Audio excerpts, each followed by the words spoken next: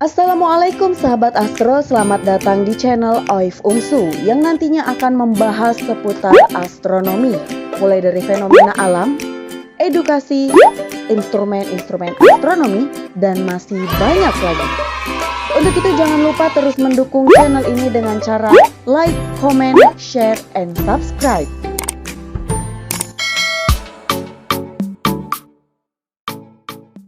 Assalamualaikum warahmatullahi wabarakatuh. Kembali lagi di channel kita yaitu di Oif Umsu. Nah, kali ini kita akan berbicara dengan narasumber khususnya pada tim peneliti Oif Umsu. Nah, sebelum kita lanjut atau memperkenalkan siapa narasumbernya, di sini saya akan menjelaskan atau memberitahu sedikit saja bahwasanya Oif Umsu kepanjangannya adalah Observatorium Ilmu Falak Universitas Muhammadiyah Sumatera Utara. Nah, mengenai observatorium, seperti yang kita ketahui bahwasanya observatorium adalah tempat atau sebuah gedung yang berisi kubah-kubah di mana di dalam kubah tersebut terdapat teleskop-teleskop serta di dalamnya terdapat beberapa instrumen astronomi. Nah, untuk melakukan pengamatan benda-benda langit. Ya, jadi observatorium itu tidak bisa dikatakan observatorium jika tidak ada hasil penelitian dan data yang tercatat. Nah, tentu saja di balik ini ada orang yang ikut andil dalam melakukan penelitian atau melakukan observasi benda-benda langit. Ya, langsung saja kita berkenalan dengan narasumber kita yaitu Abu Yazid Raisal MPD. Beliau merupakan salah satu tim peneliti Oif Umsu. Dia juga merupakan alumni dari Universitas Ahmad Dahlan. Ya, langsung saja kita berbincang-bincang kepada abangda kita yaitu Abu Yazid Raisal MPD. Ya, saya mau bertanya nih Bang, kira-kira khususnya di Oif Umsu ini apa saja sih tugas tim peneliti? Oh ya, terima kasih sebelumnya. Assalamualaikum warahmatullahi wabarakatuh. Jadi sebenarnya tugas peneliti di Oif Umsu ini ada 4 tugas utamanya. Yang pertama itu melakukan observasi benda langit. Yang kedua itu membuat artikel ilmiah. Yang ketiga itu merawat alat-alat yang ada di Oif. Yang keempat itu kita melakukan inovasi atau kita membuat alat-alat baru untuk menambah koleksi di Oif Umsu, seperti itu. Wah, seperti yang dijelaskan tugas-tugasnya cukup menarik ya. Nah, mengenai poin nomor 1 nih Abangda, kira-kira hasil observasi benda-benda langit apa yang berhasil didapatkan tim Oif Umsu? Oh ya, untuk saat ini kita sudah mengobservasi atau mendokumentasikan beberapa benda langit seperti planet, misalnya itu kita sudah ada dari planet Venus sampai dengan planet Saturnus. Kemudian ada galaksi, ada bintang, ya kira-kira seperti itu juga. Kita untuk pengamatan benda langitnya kayak gitu. Oh, seperti itu. Nah, kira-kira ketika melakukan pengamatan ini apakah atau bagaimana sih idealnya tempat melakukan pengamatan? Apakah Kota Medan ini termasuk tempat yang strategis ketika melakukan pengamatan atau ada tempat lain? Oh ya, jadi untuk kita mengamati benda-benda langit ini, karena ya benda langit itu kan jauh, dia tergantung pada nilai kecerahannya. Jadi ada namanya nilai magnitudo, jadi itu untuk kecerahan benda langit. Jadi kalau kita ingin mengamati benda langit, jadi kita harus pergi ke tempat yang polusi cahayanya itu rendah. Jadi seperti di Kota Medan ini termasuk kota besar, jadi polusi cahayanya itu tinggi. Jadi untuk mengamati benda-benda langit di Kota Medan ini sangat sulit. Jadi yang bisa kita lihat di Kota Medan ini hanya benda-benda langit yang memiliki kecerahan yang tinggi, seperti planet atau bintang-bintang yang memiliki magnitudo yang besar. Jadi kalau kita ingin mengamati bintang yang dengan magnitudo yang rendah, atau kita ingin melihat galaksi, misalnya kita melihat galaksi Bima Sakti, ini sangat sulit jika kita lihat dari Kota Medan ini. Jadi untuk mengamatinya kita harus pergi ke tempat yang jauh dari kota besar. Jadi seperti itu. Wah, jadi ketika melakukan pengamatan itu intinya harus terbebas dari polusi cahaya. Iya, Seperti Kota Medan ini, seperti kita ketahui, pemukimannya sangat ramai ya. Iya. Nah, saya pernah dengar bahwasanya Oif Umsu itu akan membuka cabang di Barus. Apakah benar dan kenapa mengambil lokasinya itu di Barus? Oh iya, memang Oif Umsu juga berencana dia membangun sebuah cabang baru di Barus ya. Jadi alasannya karena di Barus itu saat ini polusi cahayanya itu lebih rendah dibandingkan dengan Kota Medan. Jadi Oif Umsu juga, tim Oif juga telah beberapa kali melakukan pengamatan di sana, pengamatan benda langit juga mengamati yang lain. Jadi kami berhasil mendapatkan banyak benda-benda langit seperti itu, foto-foto benda langit seperti galaksi Bima Sakti. Di sana kalau kita bisa lihat pada waktunya yang tepat, kita bisa melihat galaksi secara langsung dengan mata telanjang seperti itu. Juga dia karena kita sangkutannya ilmu falak, jadi ada berhubungan dengan waktu subuh juga dengan bulan, awal bulan Hijriah. Jadi di Barus itu kita mengambil lokasi itu tepat ya, kita menghadap arah barat. Jadi kita untuk mengamati hilal bisa dilakukan di sana seperti itu. Wah, ternyata Barus itu adalah pantai baratnya Sumatera gitu ya? Iya. Oh, seperti itu. Nah, mengenai poin yang kedua tadi saya dengar ada melakukan penelitian jurnal, kemudian Artikel ilmiah. ada artikel ilmiah. Ya, jadi mengenai artikel ilmiah ini kira-kira Fungsi itu terobosannya sekarang sampai saat mana? Oh ya, jadi untuk pembuatan artikel ilmiah kita sudah beberapa kali menerbitkan di jurnal nasional dan internasional. Kita seperti itu ya. Kita biasanya penelitian kita tentang polusi cahaya, tentang waktu sholat, seperti itu kita penelitiannya. Jadi ya untuk artikel, dan kita juga sekarang kita memang rencana setiap tahun kita ada mengeluarkan beberapa artikel seperti itu. Jadi sebenarnya kita sekarang juga kita sudah submit beberapa artikel dan tinggal menunggu penerimaan dari jurnal dan pihak jurnal seperti itu. Wah, seperti itu ya. Nah, jadi berhubungan ke misalkan ilmu falak ini kan kajiannya salah satunya bisa penentuan arah kiblat, kemudian penentuan waktu sholat dan sebagainya. Nah, di sini saya mendengar ada tema hangat tentang poin yaitu kapan masuknya waktu sholat, khususnya itu yang sekarang lagi hangat diperbincangkan yaitu waktu sholat subuh. Itu seperti bisa dijelaskan bagaimana gitu? Iya, sebenarnya kalau untuk sekarang, jadi ya di Indonesia khususnya, jadi tema perbincangan mengenai waktu subuh itu memang sedang menghangat sebenarnya kan. Jadi ini diawalkan karena pada tahun 2009 ada seorang ulama syekh dari Mesir, yaitu Syekh Mamduh. Dia menyebutkan bahwa waktu subuh di Indonesia ini terlalu cepat. Jadi karena alasan itu ada beberapa pihak yang setuju, ada juga beberapa pihak yang menolak. Jadi oleh sebab itu ada dia pertentangan. Jadi ada mengusulkan bahwa memang waktu subuh itu kita terlalu cepat. Ada yang bilang waktu subuh kita udah normal. Karena kita panduan dari Menteri Agama mengatakan bahwa waktu subuh kita itu dimulai ketika matahari berada di 20 derajat di bawah ufuk. Jadi setelah dilakukan beberapa penelitian, ada yang melakukan beberapa penelitian bahwa ditemukan ketika matahari berada di 20 derajat di bawah ufuk, itu fajar itu belum terbit. Jadi kalau untuk waktu subuh kan itu dimulai ketika terbitnya fajar shadiq, itu yang garis cahaya yang horizon di sepanjang horizon kayak gitu. Jadi ada beberapa penelitian mengatakan bahwa pada saat matahari itu 20 derajat di bawah horizon, itu belum ada perubahan belum terlihat perubahan kecerahan langitnya seperti itu.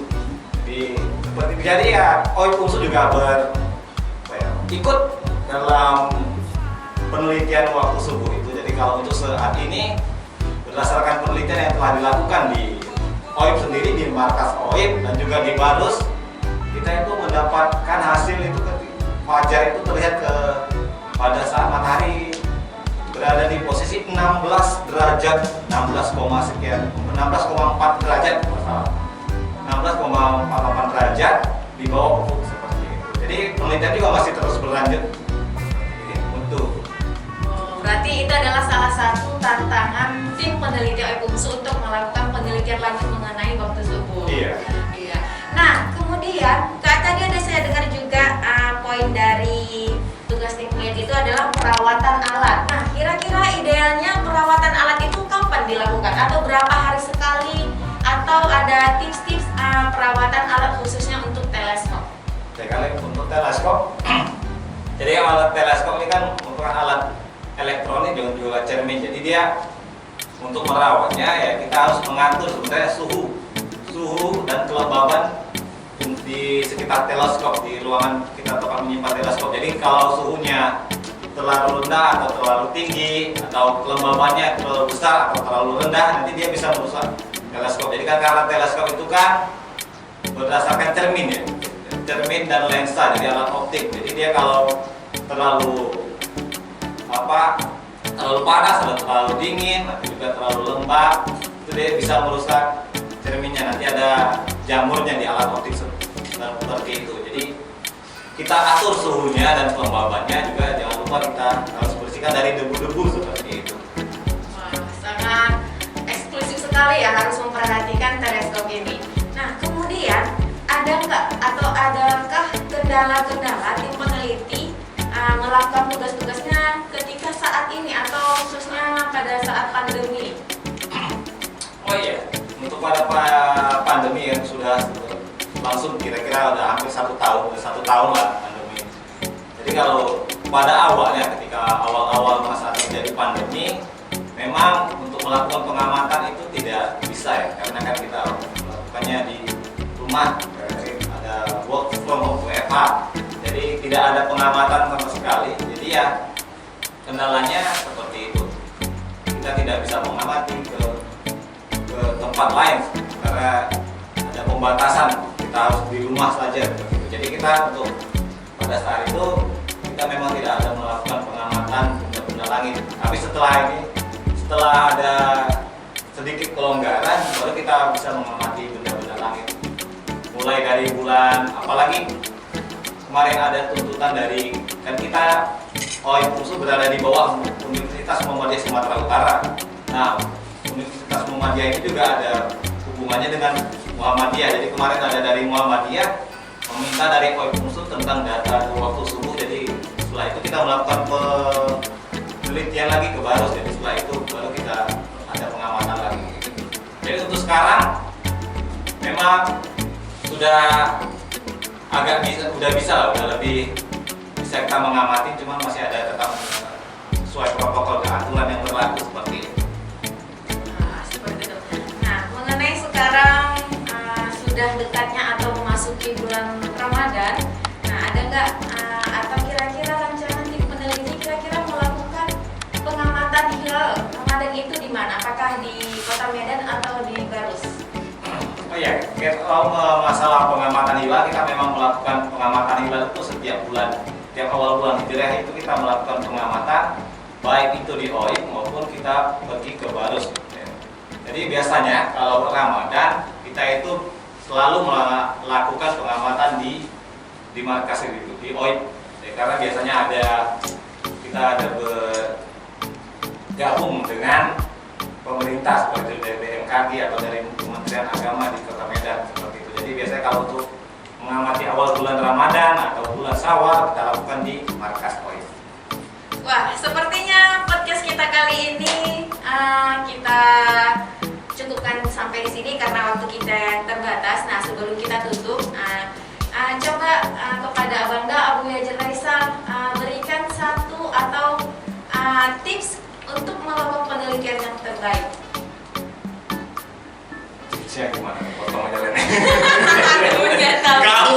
Kau lah, udah kan. Closingnya gimana? Aku belum dapat closing. Itu terlalu tiba-tiba closingnya, Iya. tanggepin dulu yang dibilang Bang Yajar Apa tadi baru. yang terakhir? Wah. Oh iya, iya. Berarti nanti. Kau udah kasih ke apaan? Nah, cepat. Kesimpulan. Tadi apa? Tadi terakhir apa hilang? Gila, cepat. Apa tutup? Lagi. Wah, sepertinya di OIF UNSU ini cukup aktif sekali melakukan penelitian salah satunya hal atau event besar ataupun di umat muslim itu seperti pengamatan hilal Ramadan. Nah, seperti ini sangat menarik juga nih. Jadi mengenai sebuah penelitian ini, saya mau bertanya, kira-kira adakah atau kendala-kendala ketika melakukan pengamatan?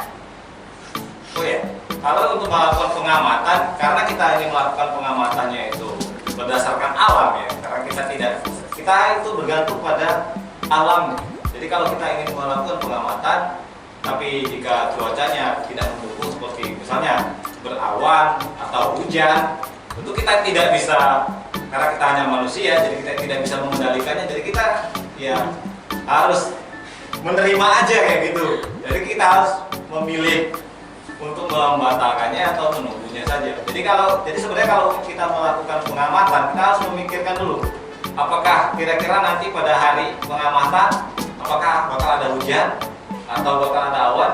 Mungkin kita kan bisa melihat ramalan cuaca seperti itu, juga melihat musim-musimnya, kalau apakah sini kira-kira ini musimnya hujan atau musimnya panas. Jadi juga kita harus memperhatikan waktu benda langitnya. Jadi benda langit ini kan berputar ya, berputar karena bumi berotasi, jadi kelihatannya benda-benda langit ini kan berputar. Jadi ada waktu terbitnya, ada waktu terbenamnya. Jadi kita harus memperhatikan kapan benda langit itu bisa dilihat. Jadi misalnya kalau kita sedang mau mengamatin bulan misalnya, kita sudah datang malam-malam, ternyata bulannya nggak ada sama sekali. Karena mungkin kita mengamatinya waktu awal bulan, ketika bulan tuh sudah terbenam, ketika matahari baru terbenam dia sudah terbenam. Jadi kalau kita mengamati sepanjang malam tidak akan ada bulannya seperti itu. Jadi ya kita untuk pengamatan kita kan masalahnya kita harus memperhatikan dulu cuaca dan waktu benda langitnya kapan terbit dan terbenam, dan juga yang tadi seperti yang tadi juga tempatnya, lokasinya itu harus bebas dari polusi cahaya. Berarti ketika kita melakukan pengamatan kita harus menentukan lokasinya, apakah cocok untuk pengamatan benda-benda langit yang mau kita amati, serta faktor X yaitu cuaca yang nggak bisa kita tentukan kapan hujan atau kapan tidak hujannya, seperti itu ya. Nah, sepertinya kali ini podcast kita cukupkan saja karena waktu kita yang terbatas. Sebenarnya masih banyak hal-hal yang menarik yang bisa kita ungkap dari tim peneliti. Nah, ini hanya sekilas saja. Baik, untuk itu podcast ini saya tutup. Wassalamualaikum warahmatullahi wabarakatuh. Sahabat Astro, demikianlah sekilas info dari OIF UMSU. Jangan lupa like, comment, share, and subscribe untuk selalu mendukung channel ini. Wassalamualaikum warahmatullahi wabarakatuh.